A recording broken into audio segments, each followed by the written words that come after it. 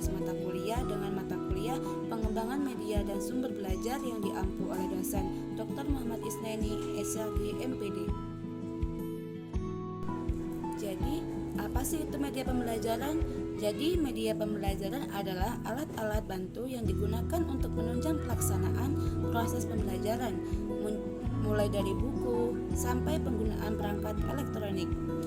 Media pembelajaran berfungsi untuk menjelaskan atau memvisualisasikan suatu materi yang sulit dipahami jika hanya menggunakan ucapan verbal.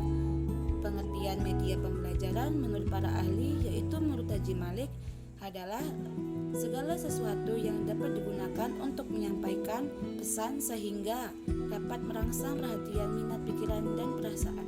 Yang selanjutnya itu adalah fungsi media. Fungsi media pembelajaran menurut para ahli yaitu Levy dan Lenz. Fungsi atensi adalah menarik perhatian siswa ketika belajar atau membaca. Misalnya teks bergambar berfungsi sebagai kognitif atau memudahkan memahami dan mengingat informasi. Yang selanjutnya itu adalah fungsi kompensatoris, yaitu mengakomodasi atau membantu siswa yang lemah dan lambat menerima penjelasan yang disajikan secara verbal atau teks. Yang selanjutnya itu fungsi media pembelajaran secara umum, yaitu yang pertama menarik perhatian siswa. Kadang-kadang siswa kurang antusias terhadap suatu pelajaran karena materi yang sulit dipahami. Yang kedua itu memperjelas penyampaian pesan dalam pelajaran.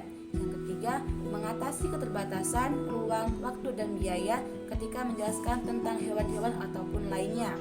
Yang ketiga itu menghindari kesalahan ketika guru berbicara secara verbal menurut sudut pandang murid. Yang ketiga, mengakomodasi perbedaan tipe gaya belajar siswa. Manusia dibekali kemampuan yang berbeda-beda dalam hal belajar. Oke, yang selanjutnya itu manfaat media pembelajaran. Manfaat media pembelajaran menurut para ahli Kemp dan Denton, penyampaian materi pelajaran menjadi lebih menarik, jelas dan interaktif, efisiensi dalam penggunaan waktu dan tenaga, meningkatkan kualitas hasil belajar para murid, kegiatan mengajar yang fleksibel.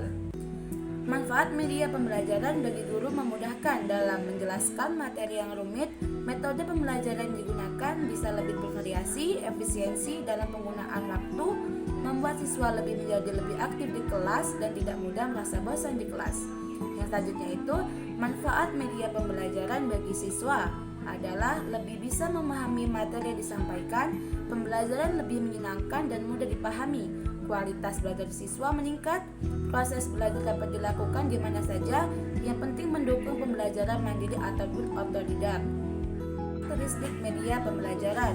Karakteristik media pembelajaran mempunyai karakteristik yang berbeda-beda antara satu dan lainnya. Karakteristik tersebut dikelompokkan disesuaikan dengan jenis dan juga penggunaan dalam proses KBM.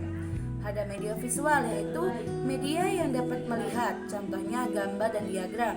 Yang selanjutnya itu media audio adalah media yang hanya didengar, rekaman suara ataupun radio.